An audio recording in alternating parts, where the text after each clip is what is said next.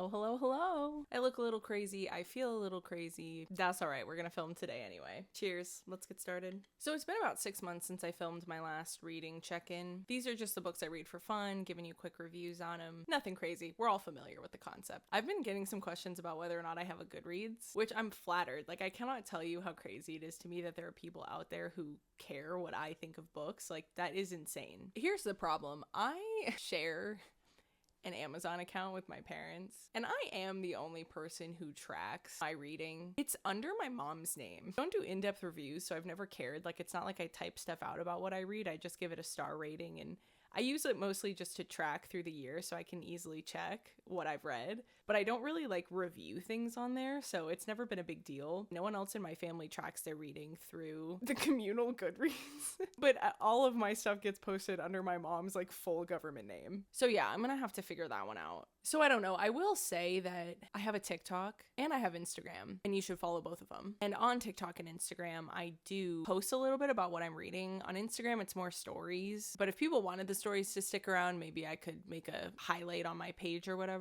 And then I do post reviews on TikTok, some. I'm trying to be more consistent with that. I will admit the short form content is not really my cup of tea. I'm not very good at it. I've not yet cracked the code on how to be a book talker, but BookTube is going really, really well. So what I can promise you is that every few months I'm going to do one of these check-ins, and I post some of what I read on TikTok and some of what I read on Instagram. So if you're looking for more just day in and day out recommendations, those platforms are probably better, but I will post this every like 6-ish months. But don't think that if I didn't post it on TikTok, I didn't read it, because you'll see there's a bunch of books I'm going to talk about here that I never posted TikToks about. So I'm still figuring it all out, okay? Okay, let's get started. These are in no particular order. I'm too lazy to put them in order. Big Magic by Elizabeth Gilbert. I got influenced to buy this so strongly. I'm a massive Olivia Rodrigo fan, and she did some kind of interview where it was like 10 things I can't live without, and this book was one of them. And the funny thing is, the other book she mentioned, I also have. It's buried under a stack of books right now, so I'm not going to show it to you, but it's called The Artist's Way. And both of them were her just kind of recommending them for creatives, right? They're just kind of about creativity in general. And at the time, I hadn't really ever read a book dedicated for creativity. I've read plenty of like writing advice books. I hadn't read like just a how to create kind of how to. And so I was like, you know what? I'll give it a go because I love her. So she says this helped her write her album. I'm going to have it help me write my book. And I told my best friend that I was going to read both of them. And she is an actress and she went to school for acting. And she basically was like, yeah, those are like the intros into creativity for everybody. I can't believe you haven't read those yet. So Big Magic I have finished. The Artist's Way is a lot more like in-depth and complicated, and it's like workshops and stuff almost, so I'm still working on that one. But I have to agree, I thought the information in here was wonderful. A lot of it is stuff I feel like I've kind of naturally learned over the years as I've written my book. I've been working on it for about 3 years now, and some of the stuff about how you can't get caught up in the result of it, especially if you're doing something like writing a book, because it's just such a long payoff. I still don't have the payoff, I guess you could say, from finishing the book, because I haven't finished it yet, and it's been 3 years. 3 years! Have not finished it. You have to find other ways to motivate yourself. And so I thought this was super helpful, and I honestly am tempted to just pick it up and start reading it again, just because I think as an artist, like regularly reading books like this and thoughts from other artists on creativity, I find it helps me so much in my actual writing process. That's why I read so much like writing advice. It's not that I'm actually taking the advice that's within the book. I do think that you can reach a point where you're like too much relying on what other authors are saying their process is, and you've got to find your own. But I do feel like reading writing advice books puts me in an analytical headspace of writing that I need for my writing sessions. So usually when I sit down to write, I start by reading some kind of about writing book or about creativity book. And again, it just puts me in a more like analytical headspace of what I'm doing. And so I highly recommend it in general. And I recommend this because I feel like it was super motivating to read, and it just made me really happy, and it was like a big hug. I continue to be amazed by how many of my experiences are universal when it comes to creating something. Every time I call my best friend with like some kind of artist freak out, she's like, yep, this will happen to every like 2 or 3 months. That's just how it goes. It made me feel like I wasn't alone. I like this a lot. I highly recommend it. Okay. Wow. We're turning left. This is Witchslayer. Okay, let me explain. I have a book club with my friends. We call it the Silly Smut Book Club, and we read like goofy smut books. Think like Ice Planet Barbarians, right? And don't get me wrong, I'm not laughing because I'm making fun of it. I am such a huge supporter of stupid fun books that just exist to have a good time. I love them, okay? One of my favorite genres to read. You'll notice a pattern here as we go through these. Deep, in-depth literature can be very good, can be very fun, and I certainly read that style of book.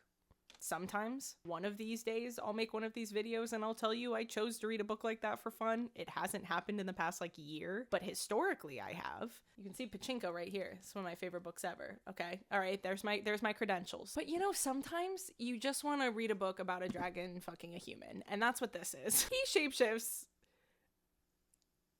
for most of the time they do it. So he's like in human form most of the time. But you know, we had a blast. Like this got pretty high reviews from the girlies, I will have to say. We enjoyed it a ton. It's goofy, it's silly. You've got to suspend your disbelief a little bit, obviously. The ending is, well, it goes off the rails. Okay, it gets crazy there. But we enjoyed it so much that we convinced a few of our guy friends to read it as well. And they also actually really enjoyed it. Like, it's not their cup of tea, it's not their genre. But even they were talking about how it was like, yeah, it was just fun. I just kind of turned my brain off and turned all the pages, and it was nice. I don't even remember what I rated this, honestly. If you like a goofy smut, we had fun with this. This was a good time. I have a lot like folded down and underlined. Should I just open it to a random line and see? Would dunking your body into hot cream feel like this? It's a question we all had. I'm not laughing because I'm making fun of it. I'm laughing because I think it's amazing. I think if you can have like lighthearted fun with it, like it's such a good time. If I'm reading a book like that, I want to laugh out loud. And I think both authors and readers who don't take themselves too seriously are some of the best. That's all I have to say about that. But I get why that book wouldn't be everyone's cup of tea, so go into that one with a grain of salt. Okay. You could probably see the cover of this one. Next up, we have Twilight. I made an hour and 15-minute long video about this book, and so I'm going to say nothing else because I'm pretty sure that nobody wants to hear anything else from me about this book. I will be continuing with the series, but if you want my thoughts on Twilight, go watch that video. One of these days I will film an entire video in one go. That day is not today. Still learning, okay? Still a new YouTuber. The next book I was going to talk about, I just genuinely didn't say anything of value about. I didn't even tell you what the book was about. So we're refilming it, but I actually finished another book since then and decided to DNF a different book. So I've got 3 more to tell you about. Beasts of a Little Land. I'm actually DNFing this, and it's not because it's bad. Don't at all for a second think I'm saying this book is bad. It's not. The cover pulled me in. I mean, is that not the most gorgeous thing you've ever seen? You know, it seemed like it was going to be great, but the thing is, like, everybody has different preferences, especially when it comes to contemporary fiction. Contemporary fiction is such a wide genre. It's very common to have more specific preferences within the contemporary fiction genre. I can like sad books. It's not that I can only read books that are happy, but I need a little bit of happiness in there to carry me through. And listen, I know not everybody is like that, okay? But for me, like, I just need a little bit of joy in my books to carry me through. Beasts of a Little Land is an epic of sorts. I don't know quite how to explain it. It takes place in Korea starting in 1917, but it spans half a century, and it kicks off when a young girl is sold to a courtesan school and goes from there. There's a bunch of different characters, spans a bunch of time, right? One of those kinds of books. And it's just so sad.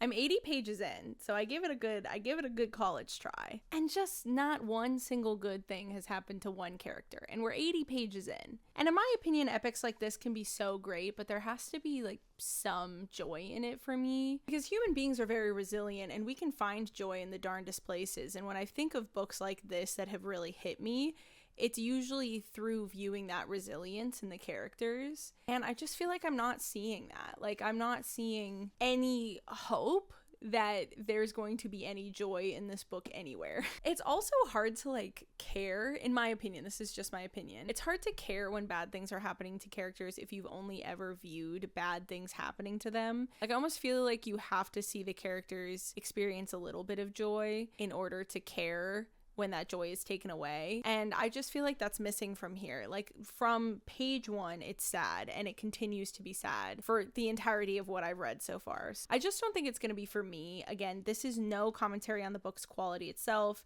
The writing's really good. It seems like the characters are going to be consistent. For me, it's like a little too sad. So I'm DNFing this. This next one is the book that I've finished since a few days ago when I was filming the other piece of this wrap up. And that's On Palestine. I would hope, if you're watching this, that you're aware of what's going on in Palestine right now. And I think it's vital that we all educate ourselves on what's going on and what the best course of action is. I thought this was amazing. And what I really liked about it was that there was a whole section in the middle where they were talking about what can actually be done to help. And they put a lot of stress on the US's role in the conflict and how if the US was not so supportive of Israel, it would be very difficult for them to continue doing what they're doing. I do think it's super important for those of us in the US to understand this topic and understand where we stand on it so that we can vote accordingly. I found this to be incredibly educational. It's a little dense, but it's very short. Very much like a read a few pages a day and become a better person kind of read. You'd think we'd all be able to agree that a genocide is bad, but unfortunately, propaganda is powerful. And that's why reading books is so important, because all news articles on the subject are going to be biased in some way. To be fair, all books are going to be biased as well, but I feel like news articles are particularly biased these days,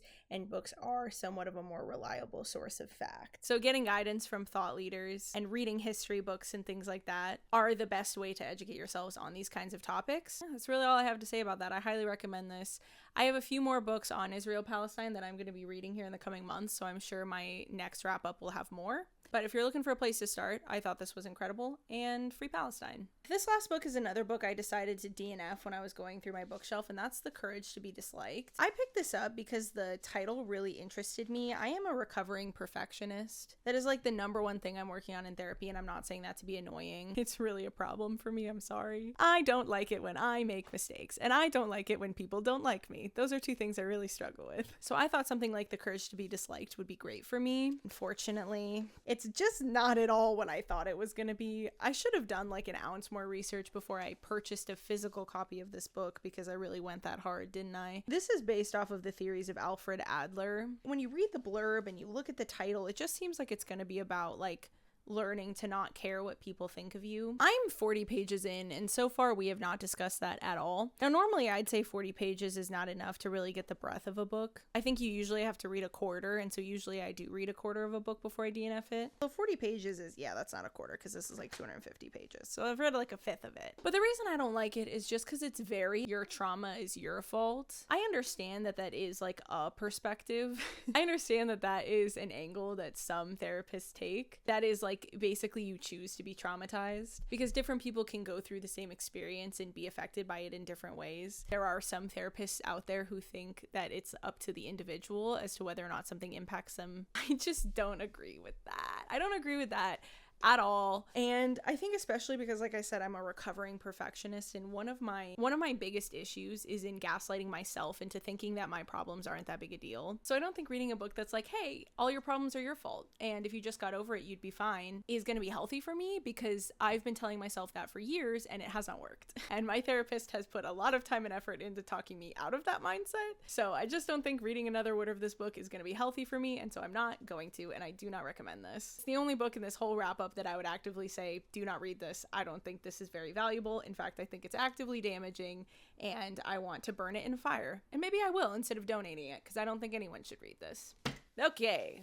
Bride by Ali Hazelwood. This literally just came out. I love Ali Hazelwood. I do. I said it on TikTok. I'll say it here. If Ali Hazelwood has no more fans, then I am dead. I am obsessed with her. I genuinely have enjoyed every single one of her books. I don't really have complaints about them. No thoughts, only vibes, just fun, beach reads. And those are the situations where her books are so fun to read, is on a beach. They are the perfect vacation book. I did not read this one on a vacation. I read it here in my house in one sitting. I literally sat down and read it front to back. Oh my God, how to even begin to unpack how much fun I had with this. It's her first like public toe dip into fantasy romance. I know she was a fan fiction author, so I'm not sure if she has more fantasy romance in her fan fiction backlog. If she does, link me to it so I can just read it, even if she's not going to publish it. But when she does, I'll buy the book because I love her that much. And it's fun. She's mostly known for her STEM romances, and I didn't know how that was going to play into the actual physical book. It's rare to cross STEM and fantasy over into each other. It happens, but it's kind of rare. She did that. She really did that. The main girl is a software engineer and also a vampire. I am a software engineer. I'm not a vampire. I wish. But no, alas, I am human. But I am a software engineer. And I have read books before where the main girl is a software engineer. Specifically, I'm thinking about The Dating Plan. I have a goal on this channel to never be overly negative about any work that I read, just because everything has something to offer for someone, right? And I've seen people compliment this book. The author,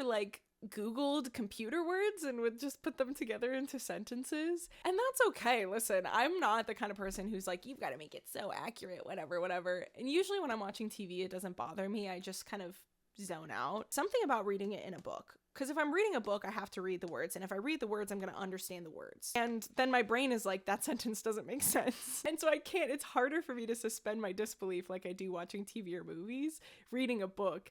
And especially because there was just such a funny one right in the beginning that I still remember. I don't own this book anymore. I read it years ago. But I still remember. I'll never forget. There was a line right in the first few pages where the main girl was bragging about how good a software engineer she is. She's trying to convince us all that she's just this amazing software engineer, right? And she says, I'm the quality of a software engineer that can do one compile a day in some environment I'd never heard of. No matter which language you're writing in or what environment you're using, if that sentence even makes sense, it kind of does, kind of doesn't. If you're doing one compile a day, you're writing terrible code. And even just to specify compiling against running, she's not running it multiple times a day, she's just compiling it. Again, that's me being so nitpicky, but it was just so funny because here's the author trying to brag about how good a software engineer this character is, and because of their lack of knowledge of what they were talking about, they accidentally wrote the opposite. It wasn't even that the sentence didn't make sense, it literally meant that she wasn't a good software engineer. And it changed it all for me the whole time I'm reading. I was like, is she supposed to be a good software engineer or not? Because I could see there being a totally funny twist where she turns out to actually not be that good a software engineer, but she thought that she was. So we're reading her internal monologue and she's bragging about this thing that actually would mean she really doesn't know what she's doing. The longer you go without running your code and testing it and making sure at least the pieces that you're doing do what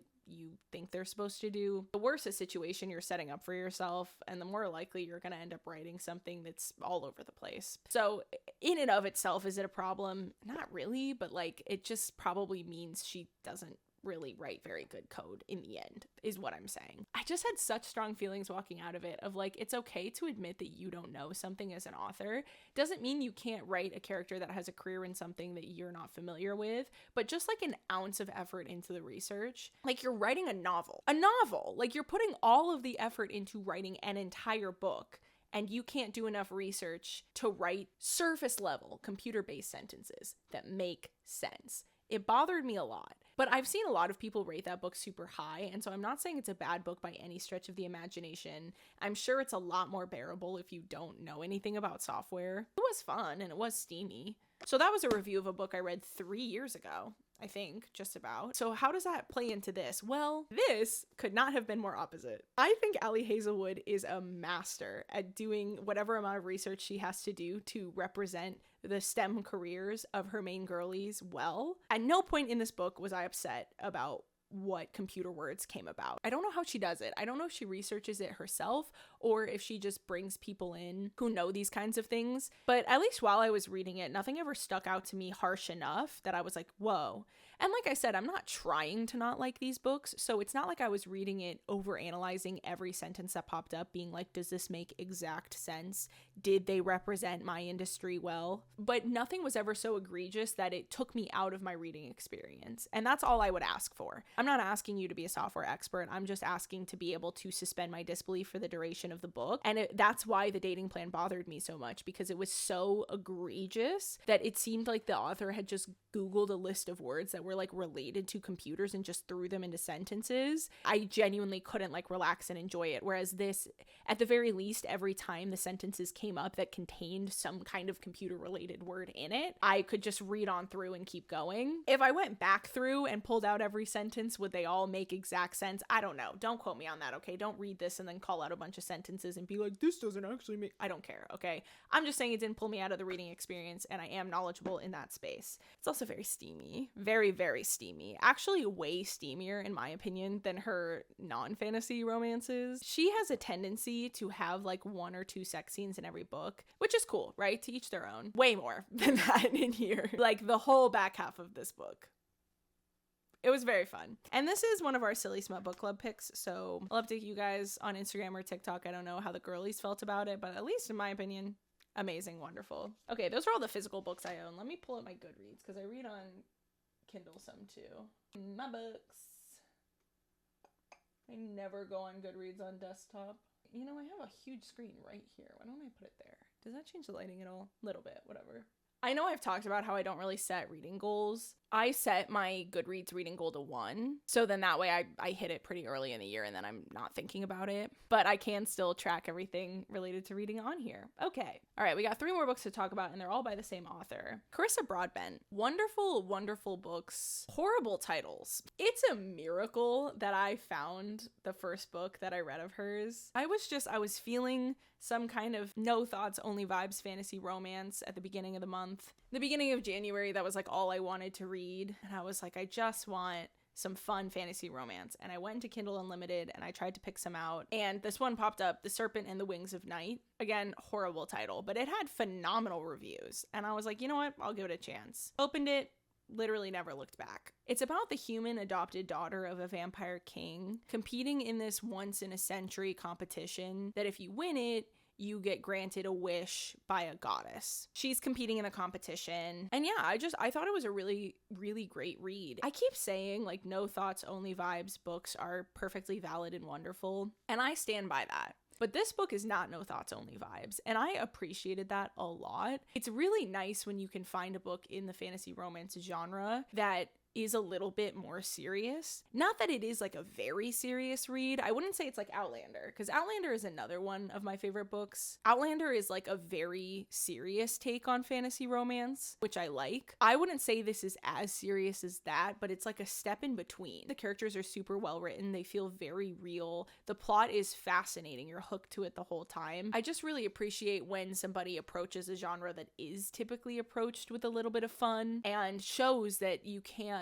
take some of these principles that exist in contemporary literature and implement them in a genre like fantasy romance. So I became obsessed, honestly, with her books, and I read like 3 of her books all right in a row. I read that one, the sequel, and then like a spin-off that takes place in the same world. I specifically loved, in this first one that I read, the use of the villain. Villains are so hard. It's so hard to have like a villain in a story because in real life, villains don't exist as harshly as they do in books. Like there are definitely still people who are the villains in stories in real life. It's rare that you have situations like you see in media a lot where someone is the villain and everybody accepts and agrees with the fact that they are the villain. And even the people who are on the villain side understand that they are on the villain side. That's just not really how it works in real life. And I find that in fantasies in general, so not just fantasy romance, but like fantasy as a genre, that's not really done that often. Like the villains are usually like very clearly the villain and they have like goons almost. Very like traditional superhero villain kind of vibes from a lot of fantasy villains. But I appreciated reading a fantasy romance with a really complicated villain that maybe not everybody in the book thought was a villain. Seeing how that plays out like through the story, fascinating. Very well written. Not super steamy. I would say low on the spice meter, but it is there. And I was hooked. I was hooked. I cared so much about these characters. I wanted them to be together so badly. I couldn't even begin to describe to you. I had one major issue with the first book, and it's just like the tiniest, like most nitpicky little criticism. But it's this competition, and in the beginning of the book, we're sold that it's this very deadly competition. And the thing that I found confusing was that many people join this competition like with someone else. And so, you know, again, I'm not like spoiling anything, but like as you're reading the book, people pop up who join the competition like almost in pairs, and then they'll get like horribly upset when the person who they entered the competition with like gets killed in some way or something. And it didn't make sense to me, like, why, if you knew only one person could survive, like, why are you joining this competition with a loved one that you don't want to lose? One of you is not going to make it. It might not seem like that big a deal, but in order to explain why it is, I have to give a little spoiler. So I'll put a time code on the screen because I want to talk about it because I just find it fascinating. Spoilers, skip ahead if you don't want spoilers for this book. But the main guy, Reyne, I think his name was, joins the competition with his best friend. And specifically, he joins the competition, like canonically, because she joined it. And so he joins to protect her. You see why this is confusing. So the authors establish people join this competition in pairs, and that specifically our main hero joined the competition to defend his best friend. But then we find out that only one person can survive the competition. She gets around this by making it so the best friend gets super duper injured at some point in the book. So she ends up getting kind of disqualified from the competition and is allowed to leave with her life because she gets injured unrelated to the competition. Like something else happens and she gets really injured. And so they're like, it's not really fair. Like she wasn't competing, you know, whatever. She ends up like getting a pass basically and being able to leave. So the best friend doesn't die. Then, like I said, the main conflict of the rest of the book is that our main hero and our main heroine are in this competition together and only one of them can survive it. But then there's multiple other characters who seem really, really upset when their significant other or brother or whoever dies as a part of the competition. Here's what I think happened, or here's what I'm assuming happened. I think she wrote this whole book wasn't that only one person could survive.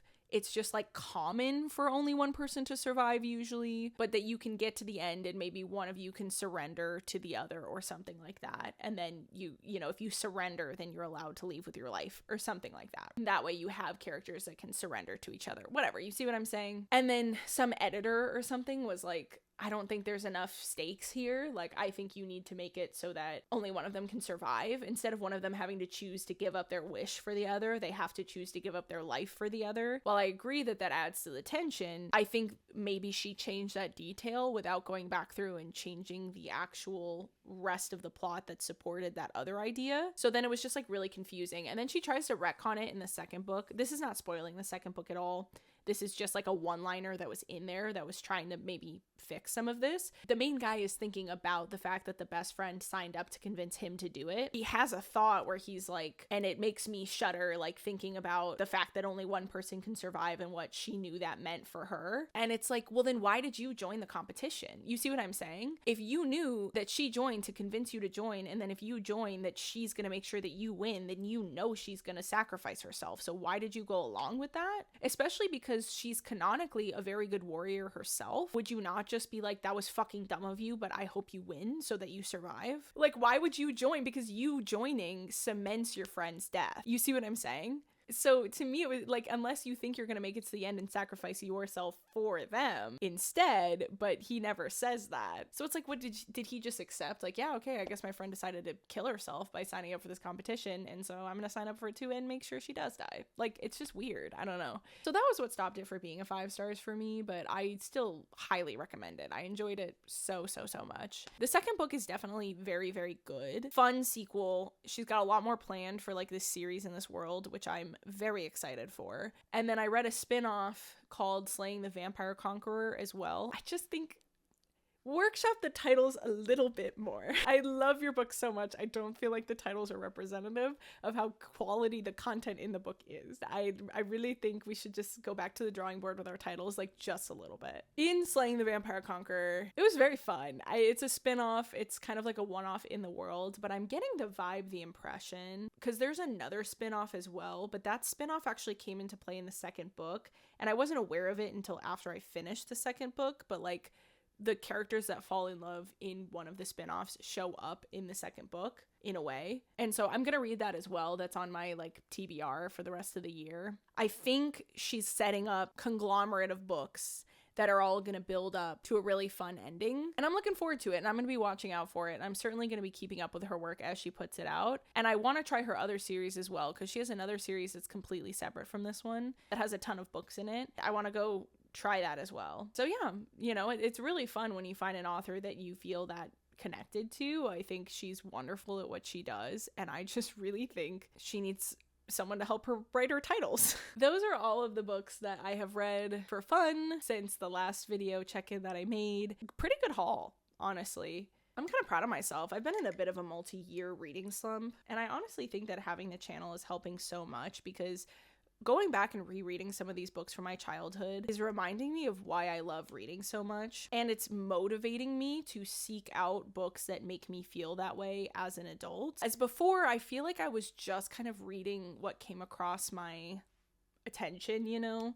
Whatever was getting recommended online, whatever was popular now, whatever like the next big thing was. You know, in my How to Love Reading More video, I talked about how sometimes you just have to accept that you like to read a certain genre. And for me, that's romance. I love to read romance, and I predominantly read romance. And even with contemporary fictions, I enjoy them so much more if there is a romantic element. But that doesn't mean I can't enjoy a good contemporary fiction or a good classic or something like that, right? But just accepting that, like, when I'm generally picking, like, gravitating towards romance is probably a good idea for me. Not only that, I mean, I clearly have strong opinions on how the romances go down, and I do find that sometimes the romances that get really popular like have something in them that makes me just kind of like, oh, why? I don't know how I feel about that, you know? I feel like I have to put a concerted effort into making sure I'm picking up books that I'm going to enjoy. And now that I'm getting in the habit of really analyzing the premise of the book and the author from the outside to be like, am I gonna enjoy this before I pick it up?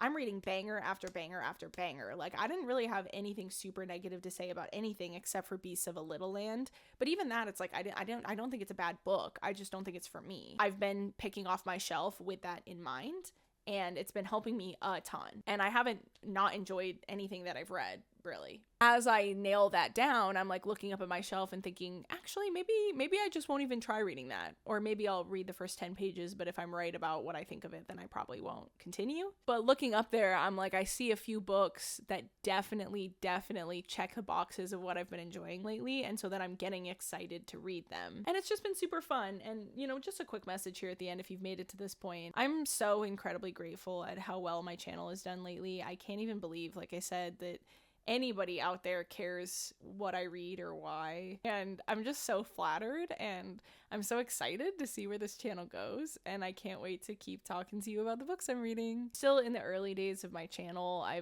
have not been posting for very long. Even when I say like 6 months ago, my very first video was my first like things I've been reading lately, and then I posted basically 2 other videos up until October, and I've only really been regularly posting since October, so it's crazy to see how quickly it's grown, and I'm so incredibly grateful, and I can't even believe it. So thank you guys so much, and I'm just excited to ride this ride with you. And with that, I hope you have a great day, and I will see you in the next one.